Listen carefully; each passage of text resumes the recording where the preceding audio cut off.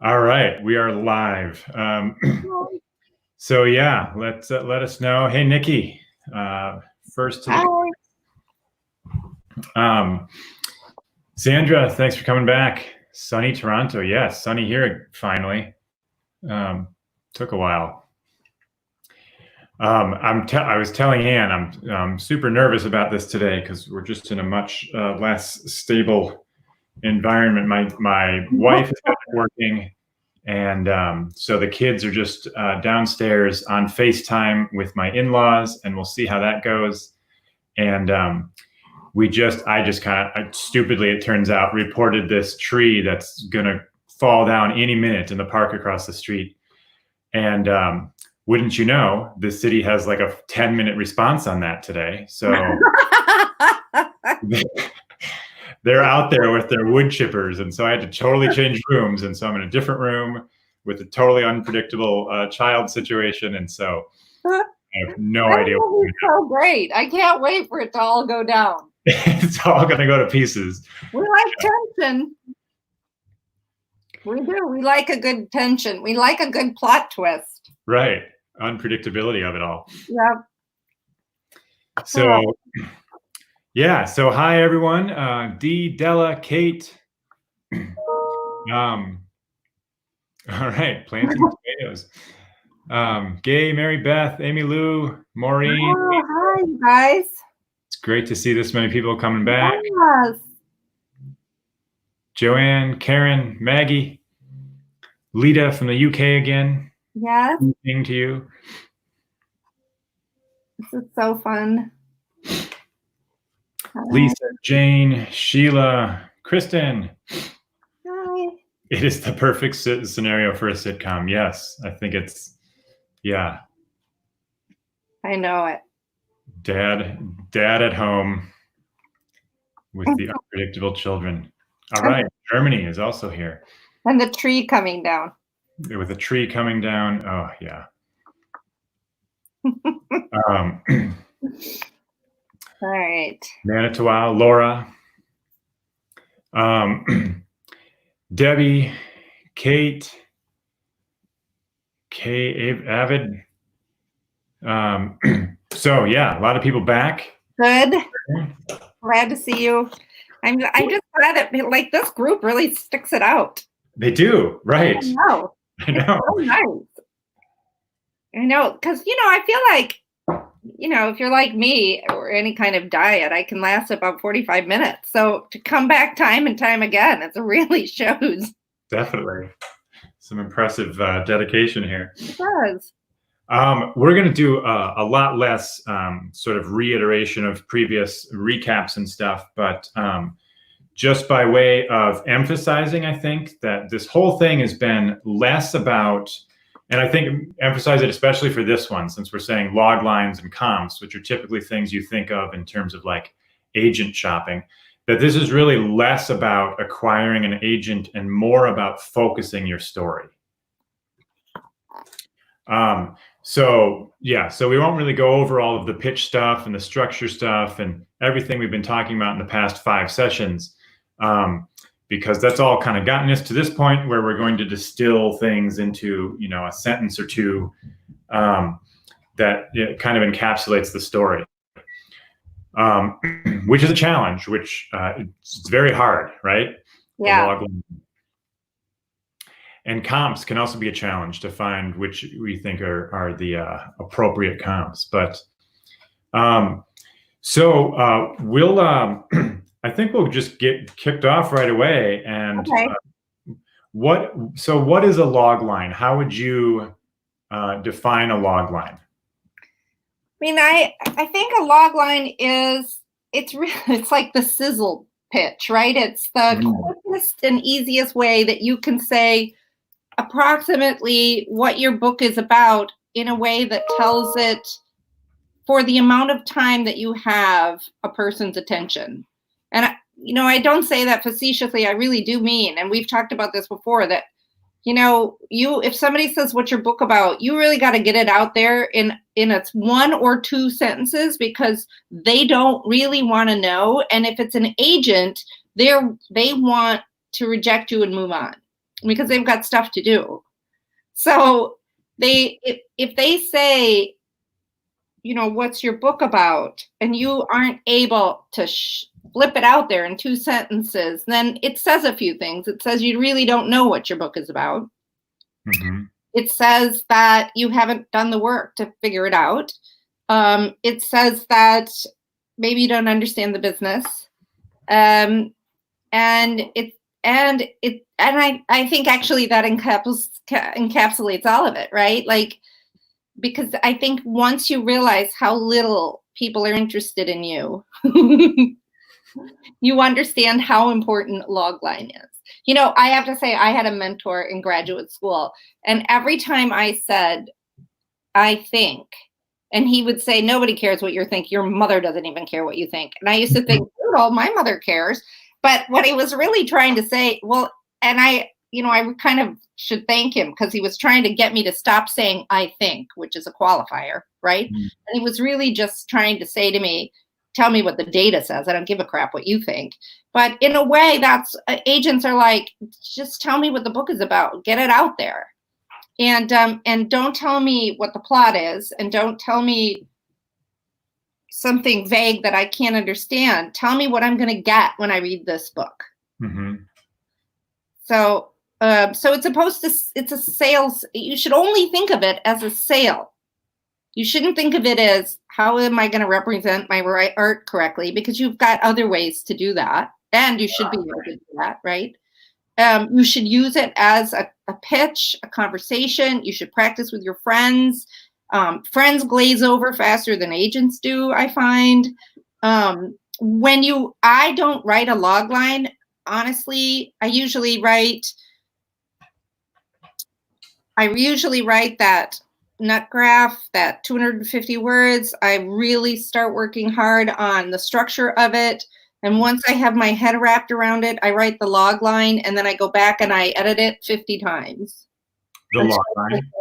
The log line, yeah. Because it's hard. It's super hard to write. Yeah. Even though it's just a few sentences. And I have to be honest that on Maggie's Watch, I said the story is about a woman who lost her child in utero, moved back to her hometown because she thinks it's the safest place to raise her now unborn child. She's pregnant again, and a sex offender lives on her street. So that's how I say it, but I didn't realize I needed to say it until I saw a lot of people glaze over, and I landed on that one day and hung on to it verbally. I literally made it up after the book was out. And somebody said, what your book is about? And I was tired of watching people glaze over. So I shot that out in a moment of all my brain cells working together. But that's how I say it now. And I always say it that way now. And you can hear that it's not entirely eloquent, but it does get the pieces out there. Right. Yeah, I've seen some that are effective but not eloquent. Like they're almost like a list, versus a sentence. And they do they get you to latch onto the story. But that's interesting to almost, it might be, I mean, you're going to write several versions of them anyway. So write a bunch and then try them out, right? In the same way that you're going to try out your pitches. Yeah. So if you write a bunch, right, you might land on different words from different places and kind of be able to move them around. So I kind of write a whole bunch, and then I take the best words from it and try to put it together. Mm-hmm. I don't usually land on it right away the right way. Yeah, exactly. Mm-hmm. I'm gonna play this bit of audio for you, and I'm not sure how clear it'll be, but hopefully we'll be able to hear it, because it's just off. It's a recording on my phone. One day, my son just sort of randomly came up with basically a log line. He, of course, had no idea what a log line is, but he'd seen something like this, and so he more or less just imitated it. And I'll put it up here. A 12-year-old boy goes on a mysterious journey to find a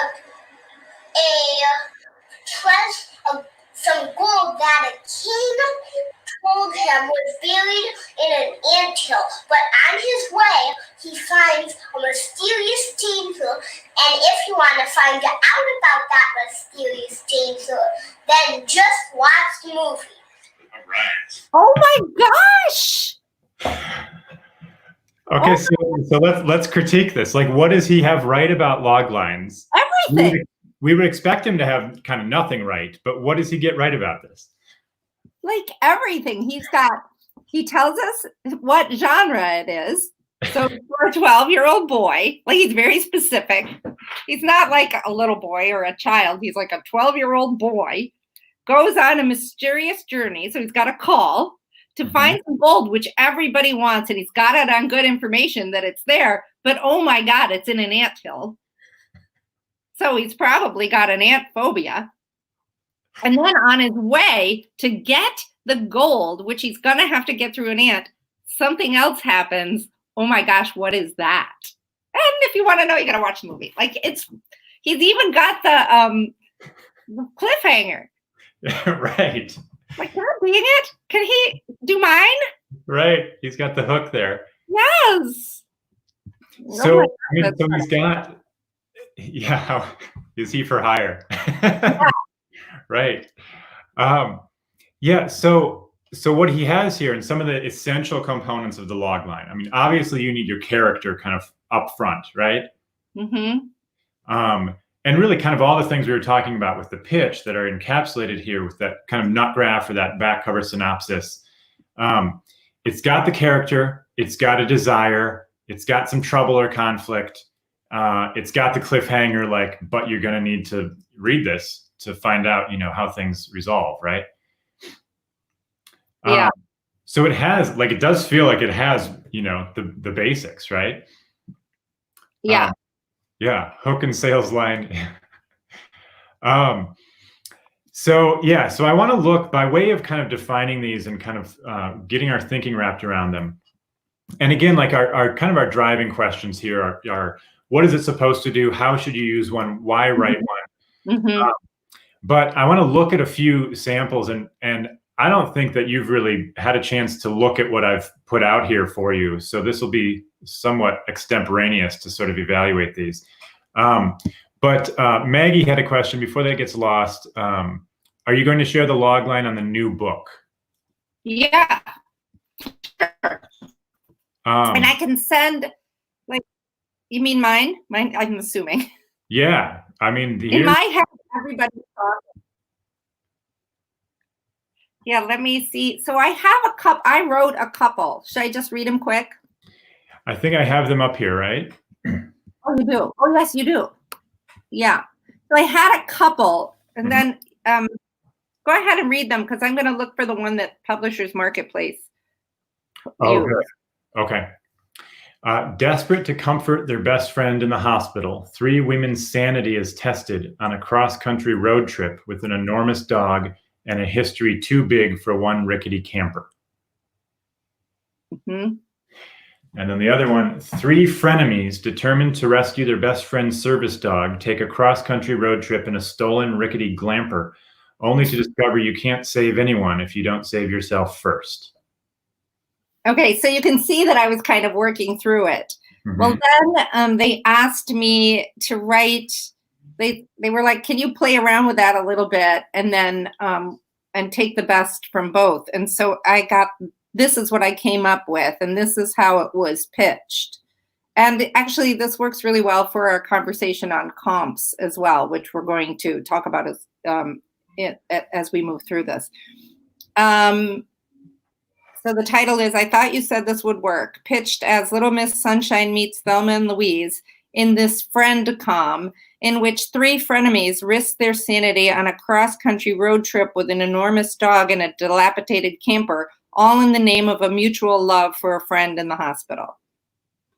So that's how it was then listed in Publishers Marketplace.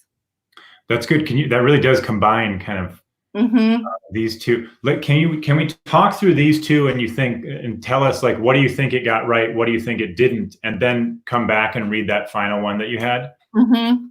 I think that they're desperate to comfort their best friend in the hospital. So we see right away there is, this obviously like a desperation. Obviously, there is the conflict. Their best friend is in the hospital. And then we have 3 women's sanity. So this is going to be a tough road trip. Is tested on a cross-country road trip with an enormous dog and a history too big with the one rickety camper. Like, that's pretty good, but it's not great because really the women dislike each other before they start the trip, and that didn't make it in there.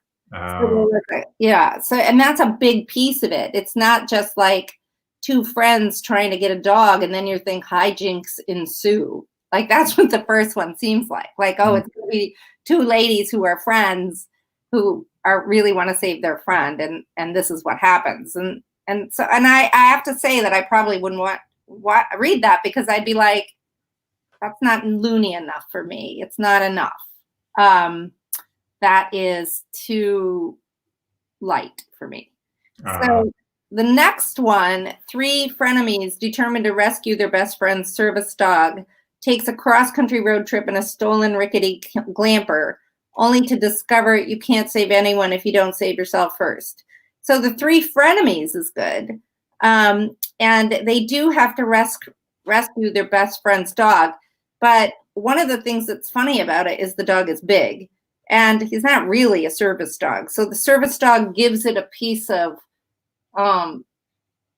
like, it's almost too technical of a term for that. It's not juicy enough. The cross-country road trip is fine. The stolen rickety glamper is fine. Glamper is a little bit hard because I'm afraid some people would be like, what's that? Right. And then only to discover you can't save anyone if you don't save yourself first. It sounds a little bit like there's going to be a gunfight. So, while those are not terrible, and certainly I used them to pitch my book, we worked a little bit harder on it and we came up with this one. So, FriendCom, I really have to shout out that to Lisa Rowe, because she used a term that was similar to it, and I feel somehow or another it was co-opted. So FriendCom is kind of a great term because it tells you right away that it's a friend. It's not a rom-com, right? It's a friend comedy in which 3 frenemies risk their sanity on a cross-country road trip with an enormous dog and a dilapidated camper, all in the name of a mutual love for a friend in the hospital. So now you get it all. You get as much as 2 lines can give you. This idea that it's funny, it's these women that are not good friends, they're stuck in a camper, they've gone cross-country, and there's a huge dog. And honestly, I don't think anybody is like, that sounds fun. Right. I think everybody's like, I'm itching already. That sounds awful. But also a little bit intriguing because you're like, so who are these people? Why are they so mad? I don't love the term frenemy, but it definitely, everyone will know what that is. Yeah. I don't love it because it's a little bit of a cliche term now. And I like loathe cliches unless you're using them ironically, but it communicates what we need. And that's in most circumstances, I usually say clarity is more important than clever. And I have to remind myself of that all the time, because you do not want your reader annoyed. And if they get confused because you're clever, they will be annoyed more than they're impressed by your cleverness. So that's interesting, the clarity. And also, like, when you were talking through these, a lot of your concerns are just like accuracy, right? Yeah. You were looking at, and also just will the reader or potential reader here understand it? So glamper maybe needs to go because not everyone knows what glamping is, which is like glamorous camping, by the way. But and so that needs to go. But then some other things you said, like it's not a service dog, so that's just not accurate. And it seemed like a lot of it was about, just fitting the story? Like, is it actually what the story is, right? And are the words compelling enough to be interesting? One of the things that every once in a while I get distracted by a question. She said, why not give the breed of the dog rather than the service dog? And I think there's a couple of reasons for that. If you say enormous dog, people can bring their own enormous dog in their head. But if you say Great Pyrenees, somebody can say, I like boxers, and then walk away. And I know that sounds really funny, but in truth, if you don't, this is actually such a good question that you just asked, and about, like you said, most of these are accuracy things. And it's so important because when you are, wow, that came up big. So, hi, Lisa. So, sorry, Sheila. Yeah.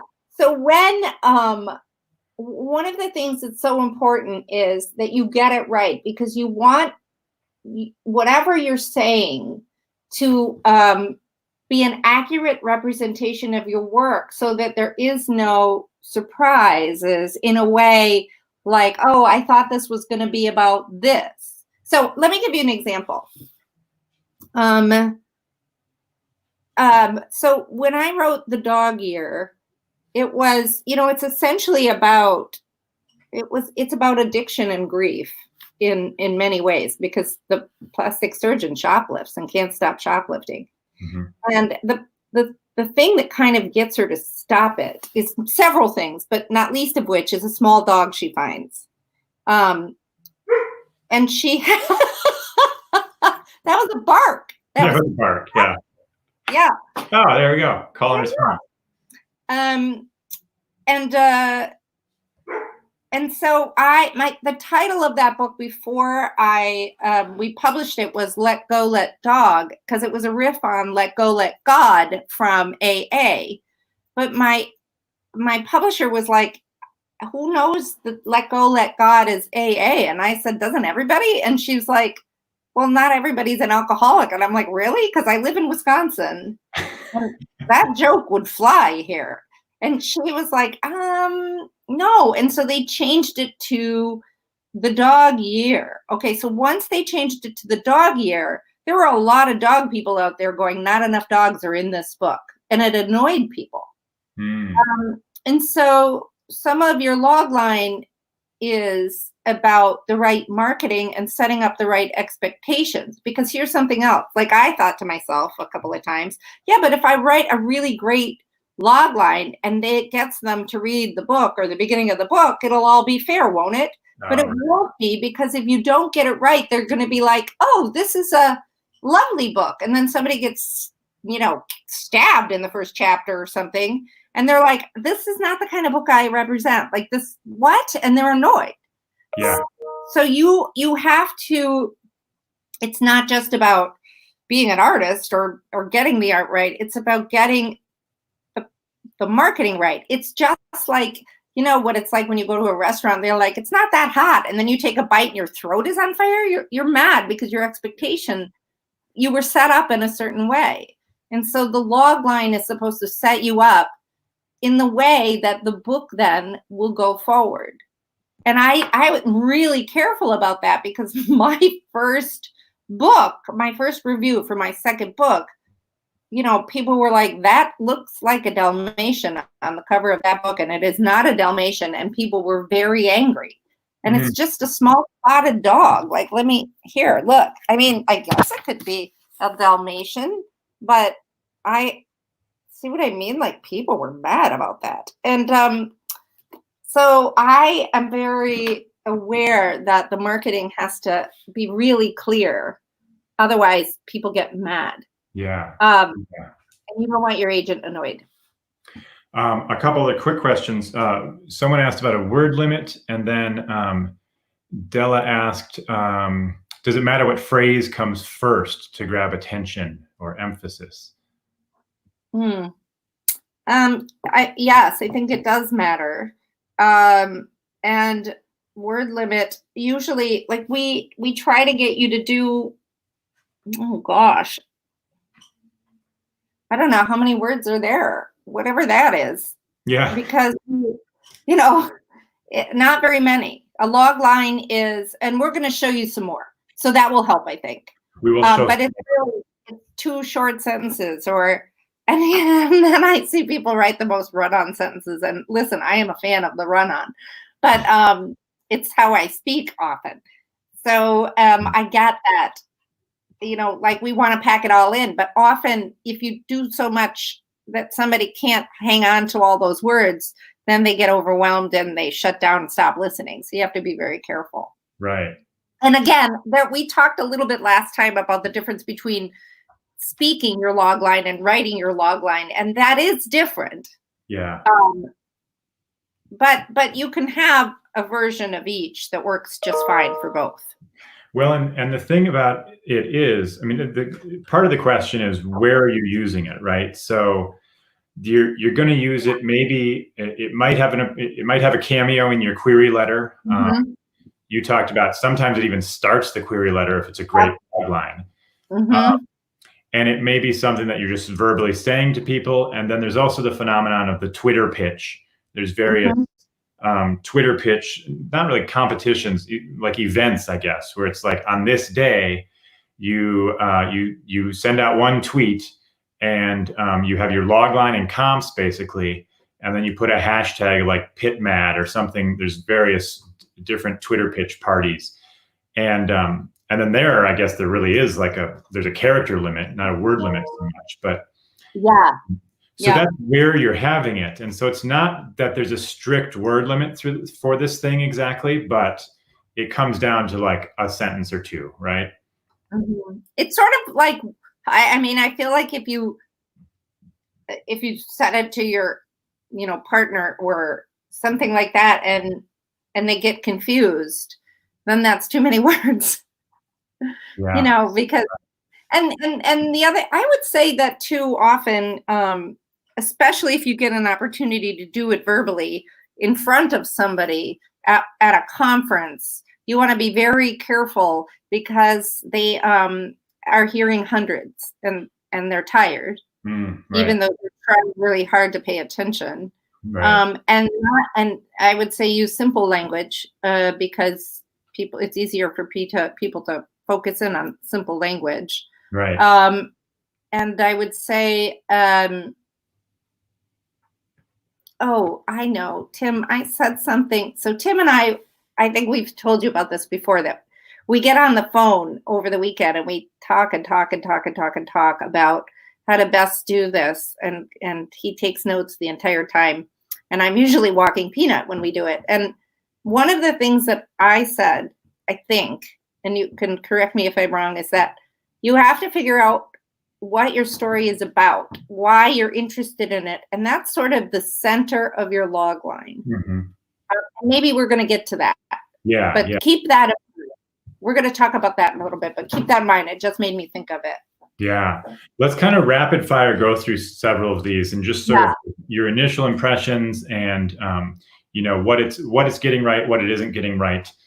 So the first one, the aging patriarch of an organized crime dynasty transfers control of his clandestine empire to his reluctant son. Okay. So aging patriarch is good because we know right away this is like a god, like a king in charge. We all know what that is, and he's old, and that means that right there we have a time component to it, which is important because time gives us intensity and stakes, like somebody's going to die. Right. Organized crime dynasty transfers control of his clandestine, so it's got to be a secret. So we know that there's a chance of it being unsecreted, and then to his reluctant son who doesn't want to do it. Is this a book that I should know? This is a movie that you probably know. Oh, so it's and a book, yeah. What is it? It's come on, Godfather? The Godfather, right. Yeah, The Godfather. I just couldn't think of it. Which is crazy because Francis Ford Coppola is a friend of the Poppies. But so right away we have a lot. We've got Crime Dynasty tells us a lot about the scene. It tells about who the characters. And right away, reluctant son is sympathetic. Yeah. So we are going to obviously root not for the aging patriarch. We're going to root to the reluctant son, but the aging patriarch tells us how committed he is to forcing his son to do that. Because we understand that somebody's going to want, he's dying and he needs his reluctant son to step up. So his son is going to get in trouble. And we like his son already because he's reluctant because crime is bad. Right. Now, what's interesting is a lot of these movie ones, and you can find them, you just go to like IMDb, Internet Movie Database, and like, you can pick any movie basically. It's right up there. And they're often very short, and a lot of movie ones kind of fall flat, right? Like a lot of them are almost too terrible. Yeah. Shockingly terrible. Right. Because they're almost just descriptions. What they lack is they often lack the sizzle, the sales element of it. They're just sort of like descriptions of like, here's what this is about. Yeah, like we're always laughing at like Pretty Woman because it's like a prostitute dates a rich guy. You know, we're like, wait, what? But yeah, I think often that's the case. But, you know, I don't know why we get, like, I think BookBub is unbelievably bad at writing these small excerpts.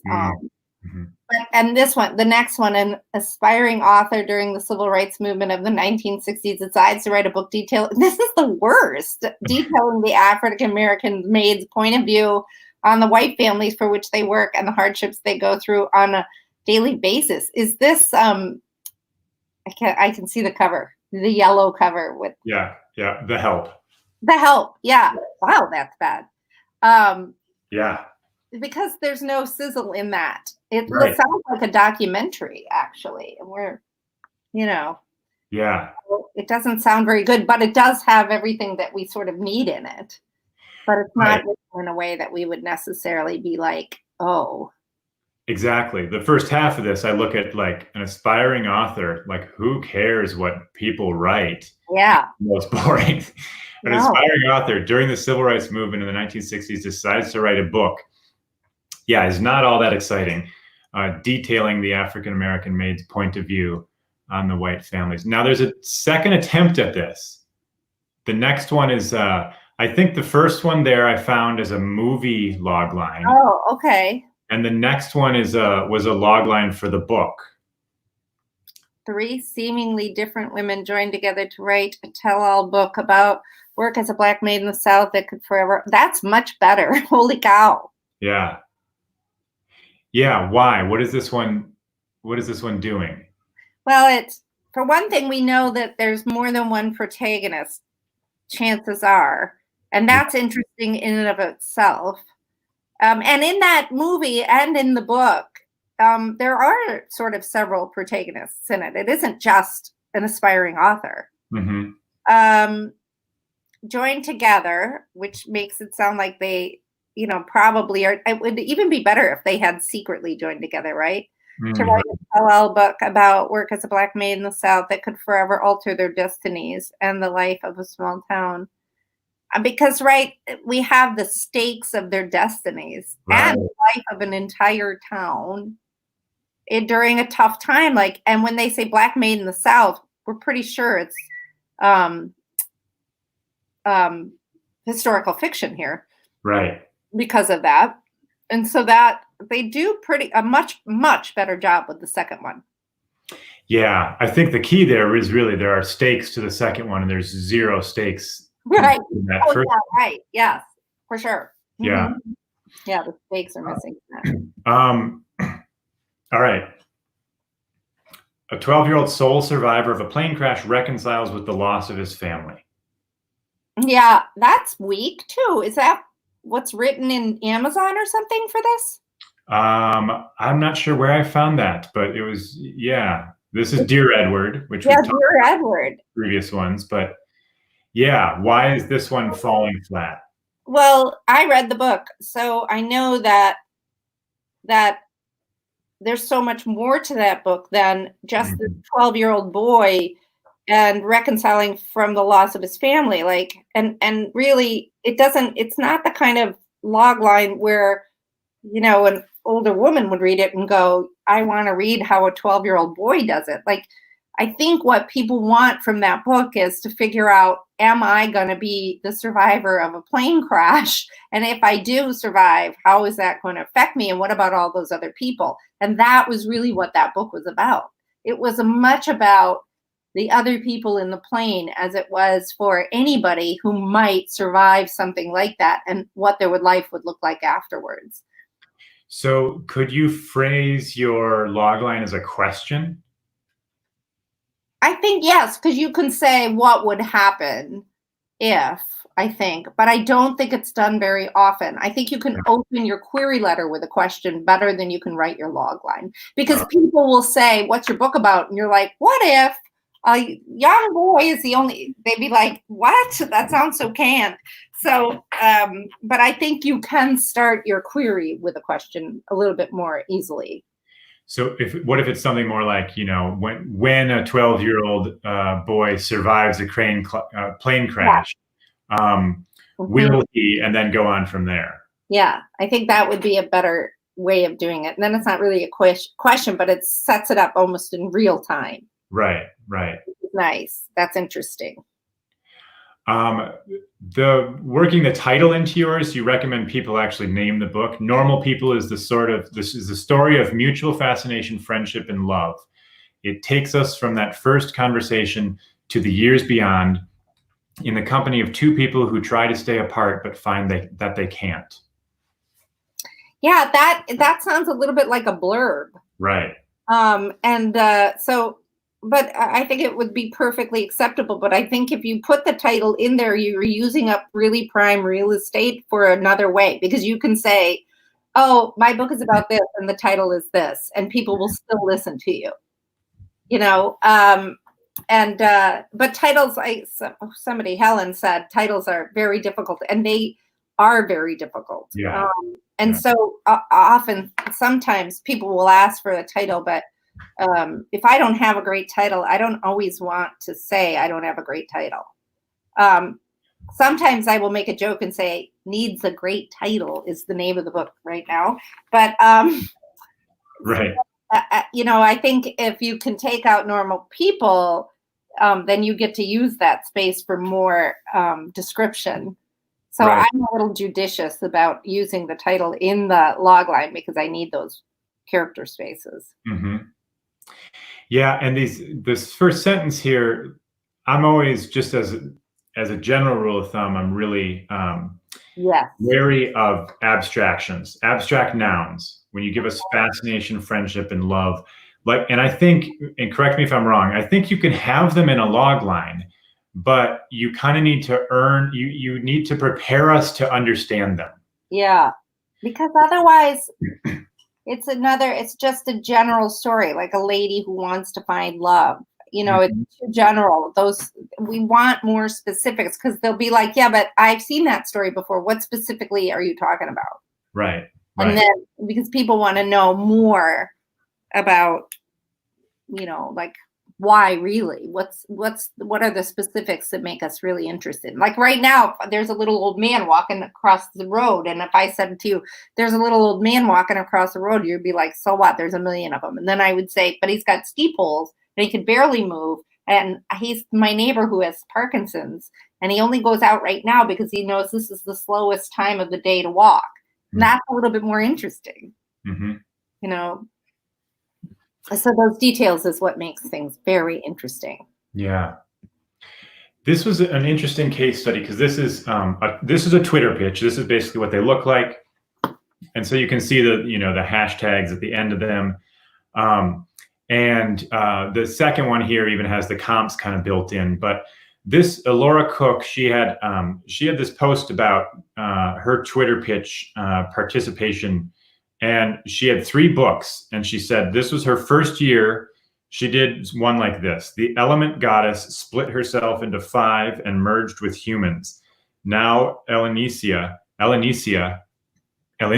must find the pieces before a fallen god does. So she laid that one out, and she said that she was almost embarrassed by how bad her first attempts were. And this was her first attempt, the first year she tried this. Versus her third year, third book, One of Us is Lying times The Godfather. Tasha dreams of gilded pistols, bathtubs of cash, and a mafia world wrapped around her finger. But her empire chances crumble when her family is murdered. The only way to save it is by doing the unthinkable. Team up with her arch rival. Oh my God, that's good. Yeah. Yeah. So the difference here is what? The second one has... Well, for one thing, she was able to get the comps in there. Yeah. Right away, which was amazing. Mm-hmm. And then she's got us envisioning gilded pistols, bathtubs of cash, and a mafia world wrapped around her finger.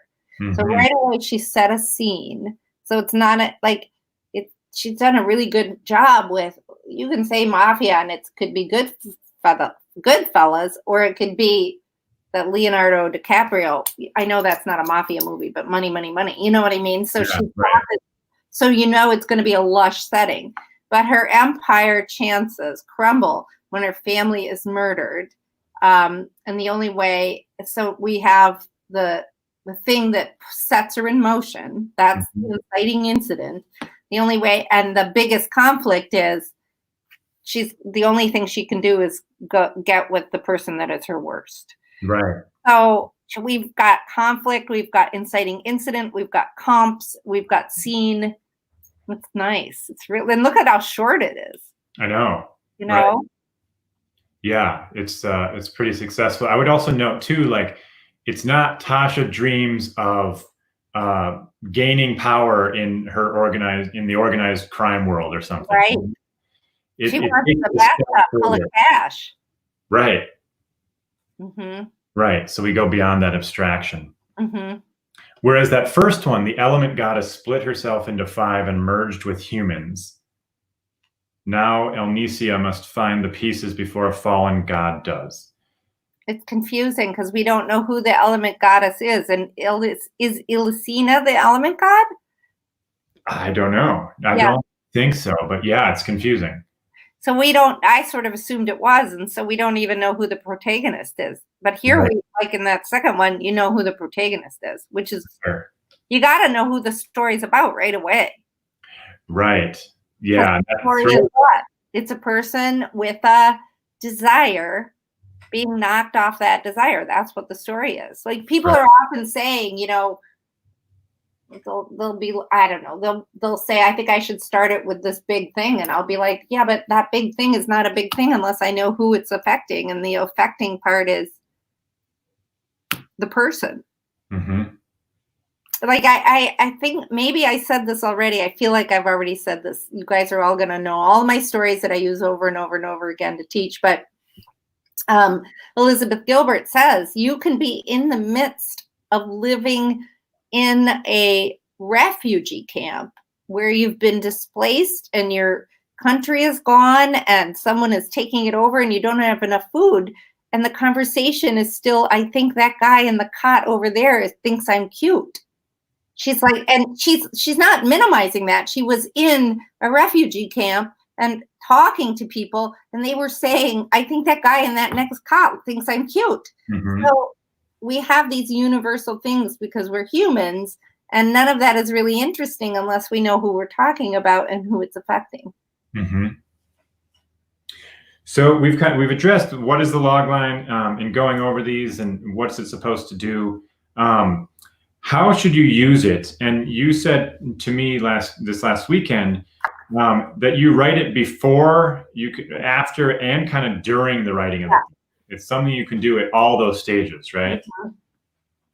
Yeah, because sometimes I'm still trying to figure out, you know, like, for example, when I started writing this book, there ended up to be 3 women in the car, but when I pitched it, there were only 2. And then on like chapter 3 or 2, this character showed up and she stayed for the rest of the thing. And actually, I could not have written the book without her. Absolutely no. There's no possible way without her. And so I added her, and she became 3 frenemies, right? And so I wouldn't have had that correct had I gone with my original thoughts. Mm-hmm. So it's okay to modify it. You know what I think is really interesting is that a part of the phenomena of writing is once you've written it down, you think that's the story. But you can change that story Right. right up until it's published. And honestly, I did a reading for Drexel's MFA last night, and I don't know where my book is, but I was editing it with a Sharpie before I started reading. Yeah. So if they pick up the book, they'll see that I was like writing things in the Sharpie to fix it because I thought, oh, I should have caught that. So you can edit it as you hone it yourself. And you were telling me too that you used these pitches, that you wrote up these 5 pitches and sent them to your agent to have her rank them. But you said you did this as an exercise, right? That's an exercise.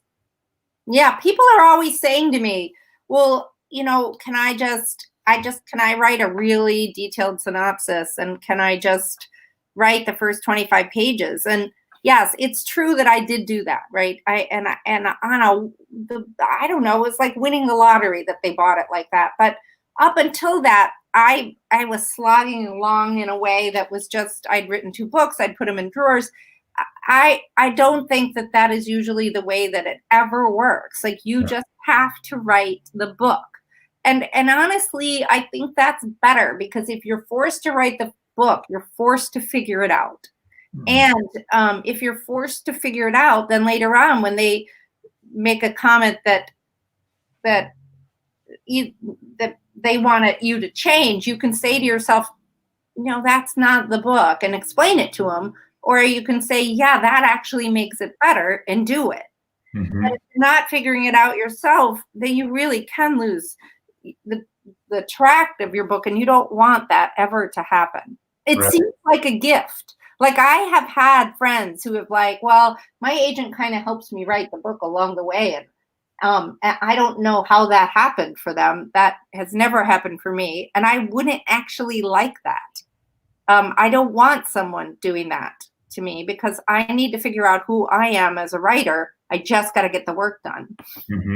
Now, midway through the novel, I will complain to my friends and say, why don't I have an agent that helps me write my book? But I'm just being a baby. And it's also maybe worth pointing out that there's no agent ever who will help a first-time writer. Oh, no, not ever. No. Right? Like, those are exclusively people who have already written several, right? Yeah, because they want to know that you can do the job on your own. Right. And so I guess, just to recap that, you just have to write the book. You just have to write it. And if it goes in the wrong direction and you have to rewrite it, well, them's the apples. That's how it works. That, it's annoying, but it is the way it is. There is no efficient way to write the best book. And I guess when Tim and I were talking about this on my dog walk, I said to him, I think people are they want to be the most efficient, but efficiency is not really part of the equation. It would be lovely to be efficient, but art is not efficient. Like, you might be able to write a scientific paper in the most efficient way, for sure, but there's very little magic by the time a science paper gets written. I could tell you, because I wrote many of them and published many of them, and there's no magic involved. You just write the same sentences over and over, and you read the data and you write that sentence again. But when you're writing a novel, there is this magic that happens, and sometimes you have to rewrite the book many times. There is no efficiency. So what we're trying to do is give you a framework to work with the tools that we have available to us that don't include magic. Right. And this, your back cover synopsis, your log line, even to a certain extent your comps, are really kind of about you stepping out of, because you get into the woods with your writing, and this is just about stepping back out and saying, what is this about? What encapsulates this? Which is why it's worth doing early, and then revisiting kind of throughout the whole process, right? Yeah. Which kind of gets into, why do all this? And I think you alluded to this earlier, but really the key to the log line is, why do you care? Why do you care? Because it's about getting others interested. And in order to do that, you need to figure out why you're interested. Right? Okay, so did you just hear that? Because Tim just said it perfectly. Can you say it again, Tim? You have to get others interested. And in order to do that, you need to figure out why you're interested.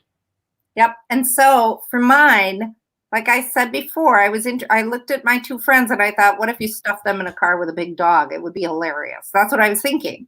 And I thought, okay, so that's kind of interesting. What am I interested about that? How do people fight it out? It's sort of like, you know, how do you get people to fight things out?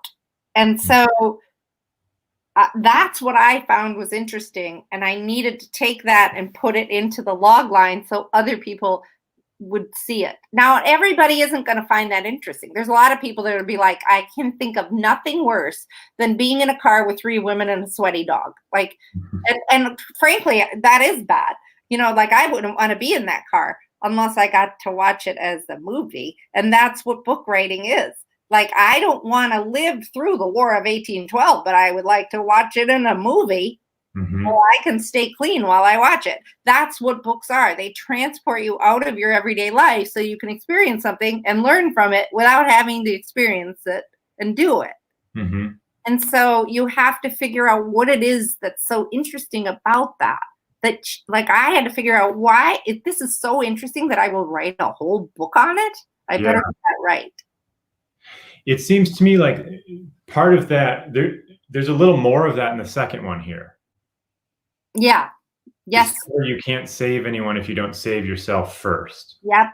Because the primary thing about this is, for me, it was, I really wanted to explore, and for everyone really, is that women are really bad, sort of notably, and I'm not saying this in a stereotypical way, but we don't like conflict. Our whole job is community, right? That's what Deborah Tannen, who was the linguist, said, that the reason women use dialogue and conversation is really to figure out how to bond together in many ways. That's, you know, leaving jealousies and all that kind of thing aside.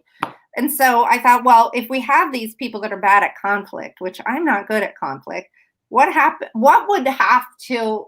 how would you make someone better at conflict? And why would that be important to get somebody better at conflict?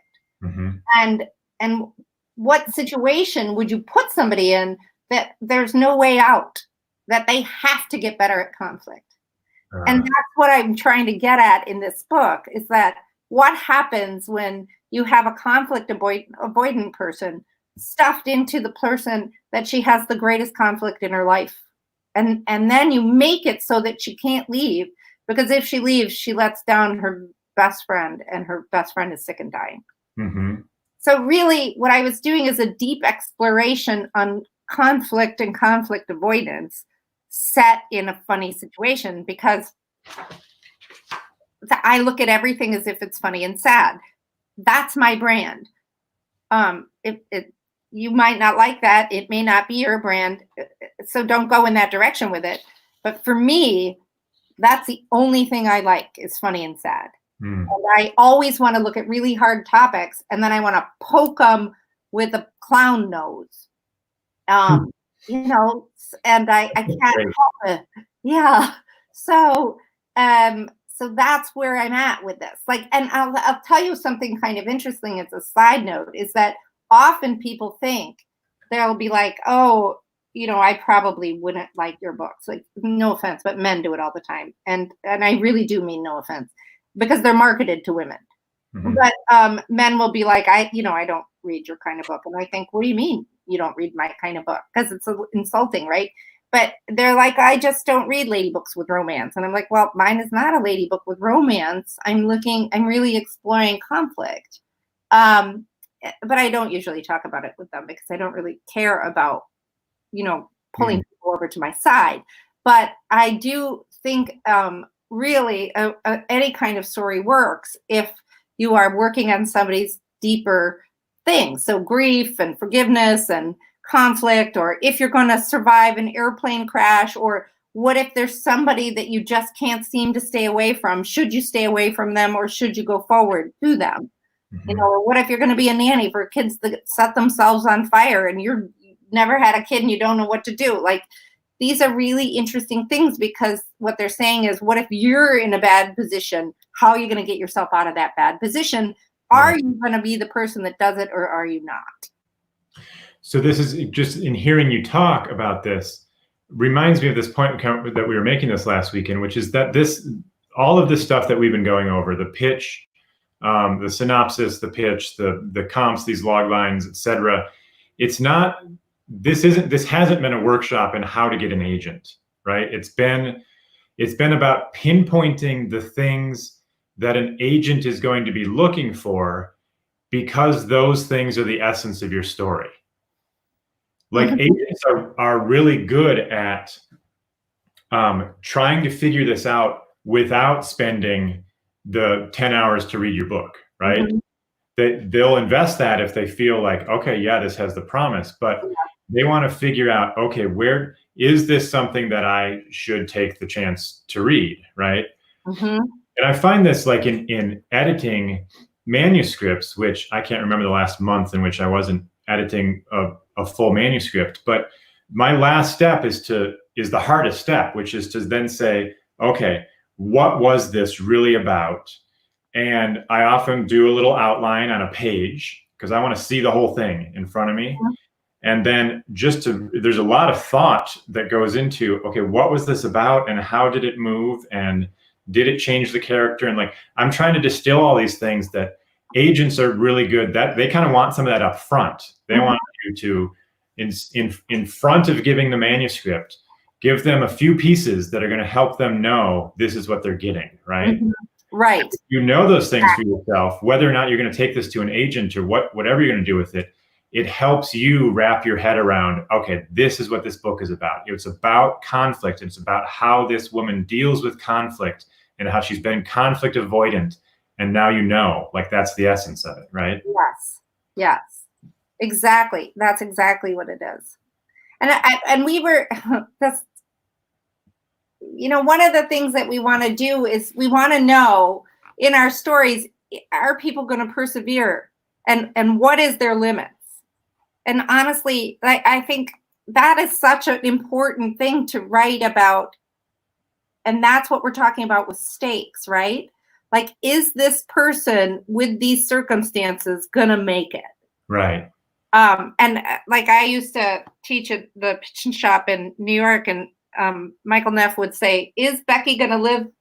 Is she going to save the farm and live to see the day? He would say it every time. Every story is she going to save the farm and live to tell the tale? And I think, oh yeah, in a way that is right. And I was telling Tim about this. George Carlin used to say that he wanted to live so bad that if that elevator started to fall, he said he would be that one person who would jump at the very end. And when they opened the doors, there'd be like 5 crumpled bodies on the bottom and one head through the top. And I think we all want to be that head through the top. Right. And so that's kind of what we're trying to deal with here, is to show that we sort of get that, and there's that kind of stakes. Right. So Amy Lou said, Eugene Peterson said, who died last year, once wrote that individuals tell the same story over and over their whole lives. And honestly, I think, it's true. We're all trying to figure out, I'm always writing about fairness and conflict and doing too much. And, it's for sure we do, but they're very human. And that's why those are everybody's human struggles. We will come to, there's a couple questions I want to get to from Lisa and Bobby, but just a few things about comps first, and then we'll kind of come back to this. So comps are, sometimes they're called competitive, sometimes they're called comparable titles. You're just looking at what you would compare your book to. And usually it's 2, right? Yeah, usually it's 2 simple ones that people know, and they can't be too famous, but they can't be obscure. And they have to drill down in some way to what you're writing, like this, in the vein of, or in the style of, or something like that, so that we know in general what might point us to the bookshelf that this book might go in or next to. Right. So in some ways, it's just a very specific way to state the genre of your book, right? In some ways, yeah.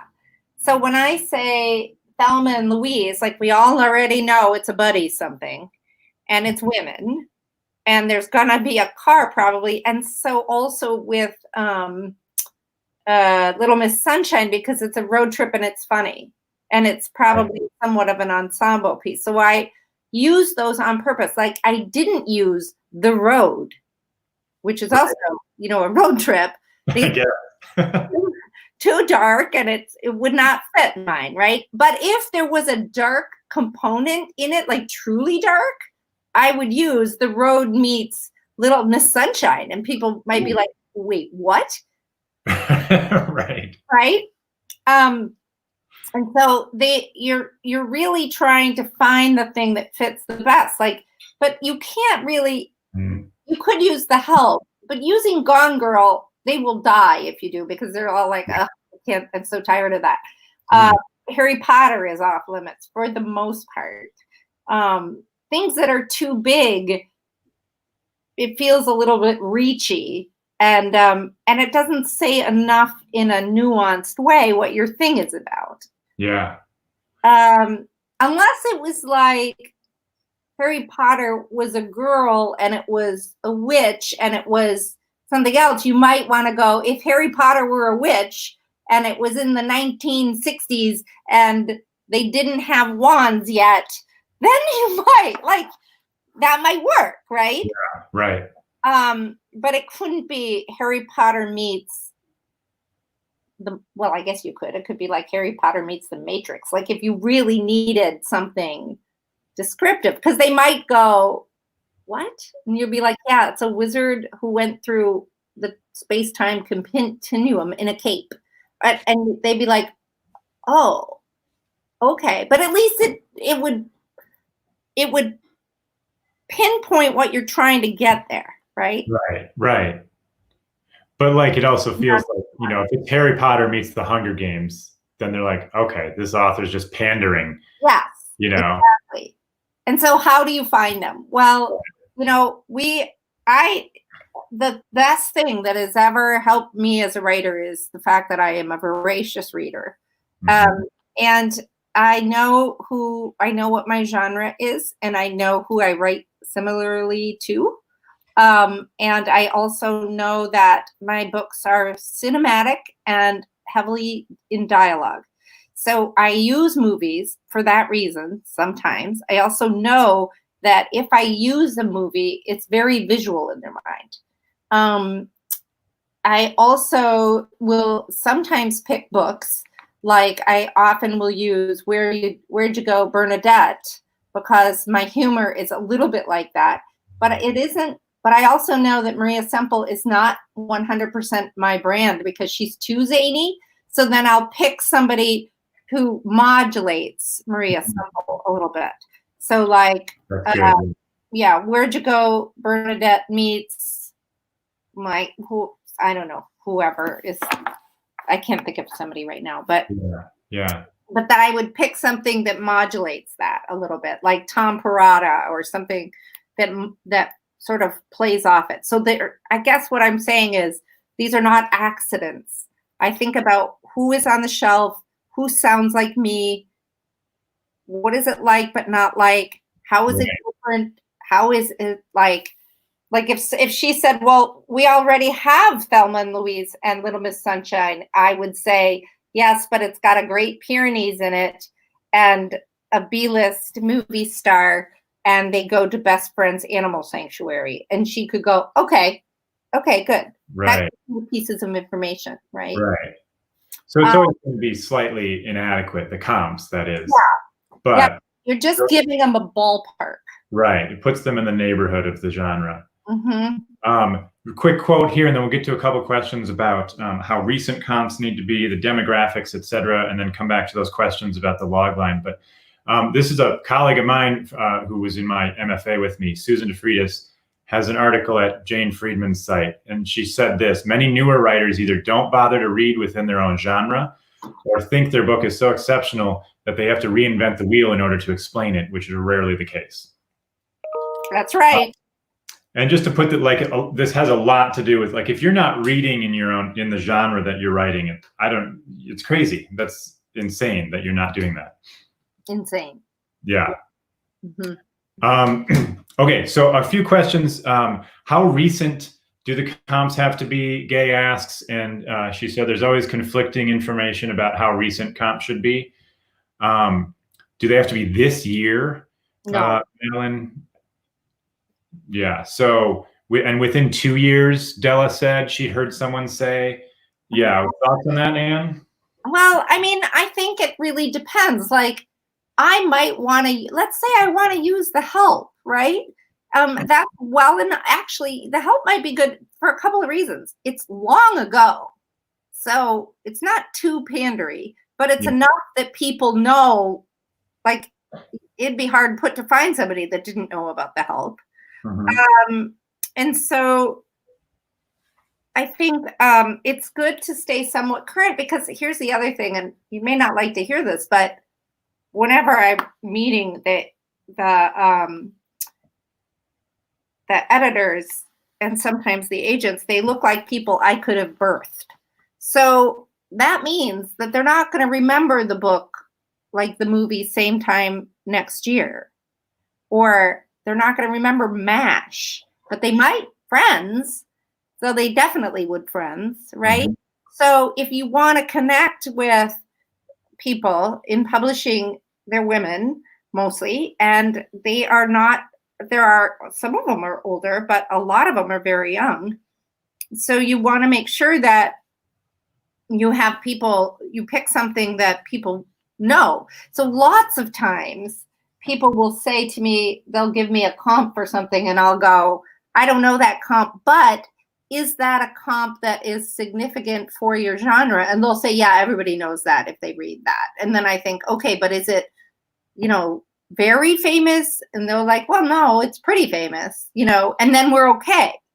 Right. And I don't have to know every comp, but if you're pitching to somebody that's an agent and they are taking your kind of book, then they should probably know that comp, and then you're okay. Does that make sense? Am I saying that clearly? Yeah, and I think too, like, I think there's compelling cases to be made for one of the comps being very recent. I don't know if there's a year limit or a 2-year limit, but but there's something interesting about, like, I don't know, it's Pride and Prejudice meets World War Z or something, when one of them is older, Frankenstein meets Normal People, or something. Yeah. It's very contemporary, but mix in, like, but there's this other influence from the past, which yeah. Or like if you, even if you said something like that meets American Dirt without the controversy. Right. Or something. And what that then, I mean, it's complicated, right? Because what you're saying is, I'm aware of what's being published right now. And that's important. Because it means that you've done your homework. I feel like every question is a really complicated answer. And I'm sorry, it's so complicated. Right.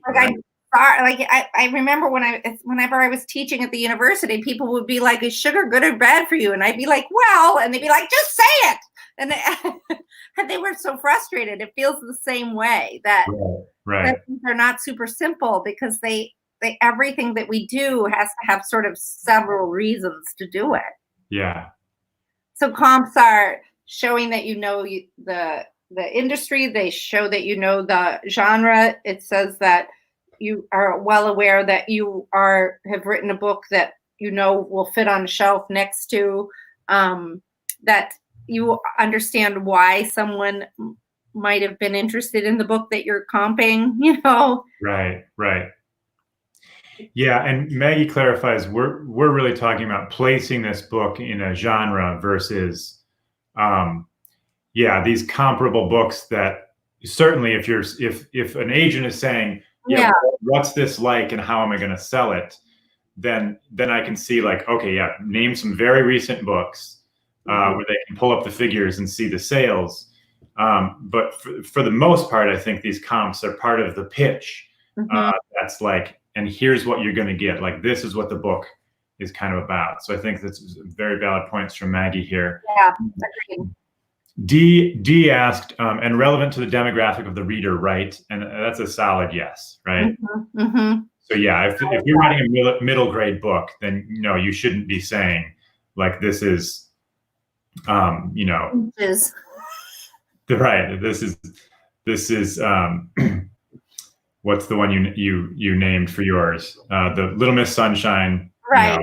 Yeah, they don't even have a driver's license. Walking Dead, whatever. Yeah, right. Yeah, exactly.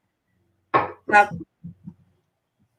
Mhm. And that also shows that there's a little bit in there about how you do know something about the market, but yeah, as opposed to the agent,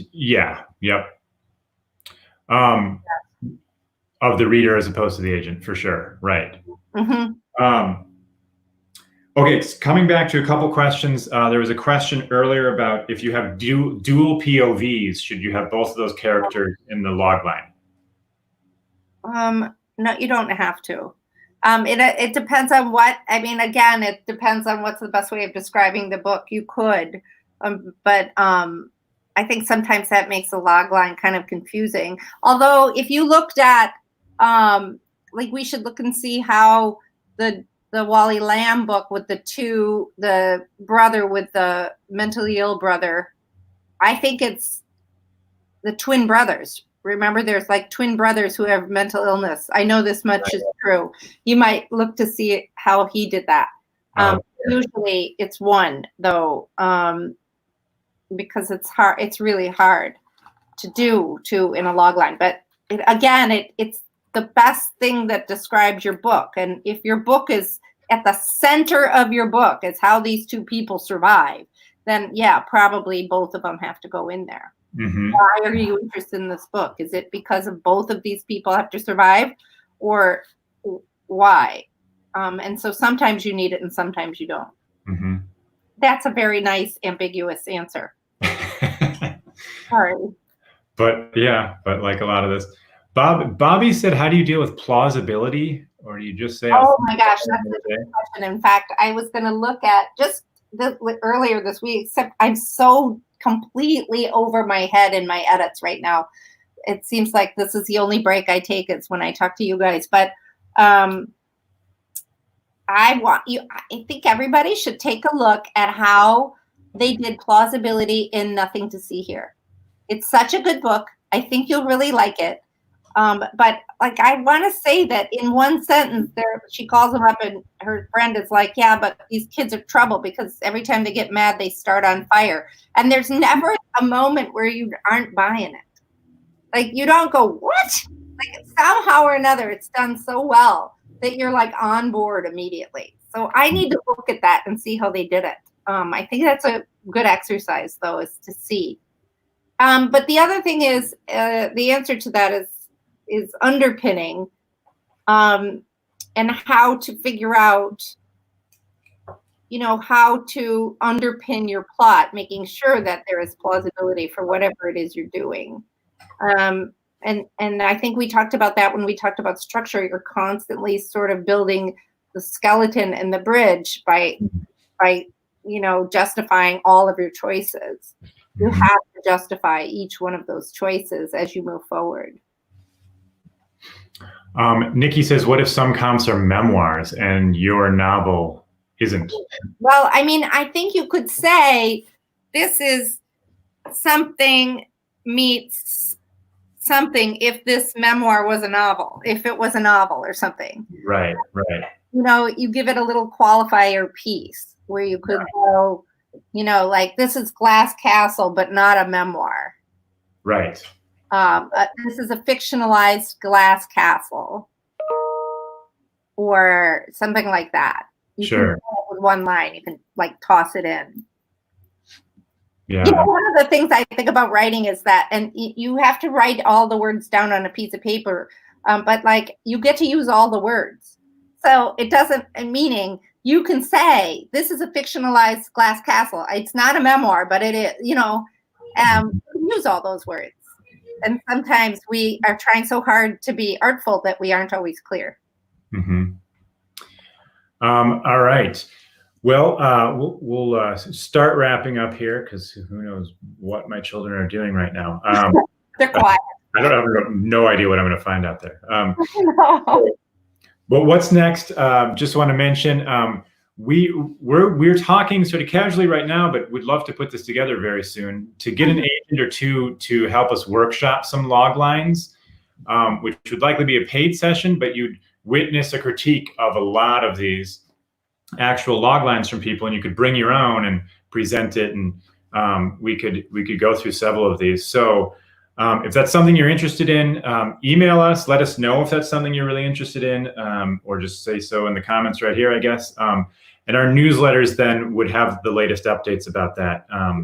Because I think if that's going to happen, we would want to do it, pretty soon, like within the next month, and not just wait on this till the end of the summer. But yeah, and I'm just, the only reason we don't have that done right now is that I'm up to my neck in edits. Otherwise, I would call a couple of agents who I know who might really be interested, and they'd just sit here like we are, and they'd read them, and then say, yeah, that's interesting, or no, I'm not really interested. That needs to have this and this, or what about this? I think maybe if you added this, it would be a useful thing. It wouldn't be a deep dive into your log line, but you would get some impressions from somebody who's in the field doing it constantly. Yeah, right. And that's what we would like. That's how we visualize it. That's how we see it. That would be really fun. Yeah. So if that's something you're interested in, like, we want to give you a little time to workshop your log lines, like, and go through what we've done here. And see if it fits, or write 7 or 8 of them and see which one's best. Yeah, and, so that you really utilize that time best. And there's a couple of agents who I think might like to do this. So I want to write to them, but I got to get my edits in first. Right, which is, you got your 2-day extension. Yes, I got my 2-day extension, which I feel like I'm not even going to use it now because it's annoying. So I think I'll probably just try to get it in. The other thing is that we would like to pay the agents for their time, which is why it would be a paid thing. Right, for sure. We just feel like they already work for free all the time. So right, yeah, they do a lot of this feedback for free too. Okay, well, this was our last one. Thank you so much for making this a lot of fun for us, and we really have enjoyed this, and we really have, yeah. It's been a blast, and it's fun to see the same people coming back. And Helen, is that Helen? I think that's Helen from Australia. I think we have Australia, to the UK, to Germany. So a lot of fun to have this. Many people keep joining us each week, and thanks for sticking with us. And throw us a tip if you feel so inclined for this last one, and we'll get you some information about that agent workshop of the log lines. Email me if you have other questions about that. My email is right there on the right up here, td@stormwritingschool.com. Yeah, and Tim will send out my email or my website. We don't have it on there. I keep forgetting to ask the people. Oh, yeah. If you want to sign up for my newsletter, I only send out a note once a month, and it has a little essay in it that's usually talks about when I took Adderall at night instead of going to bed accidentally or something like that. Like, it's usually funny. But and I think in the description of the video, is a link to her website and to her. Okay, that's fine. Subscribe to her newsletter too. Yeah. Okay, good. Well, it was good to see you guys. Thank you so much for coming. It's so nice. It's really nice. Take care. All right. Bye-bye.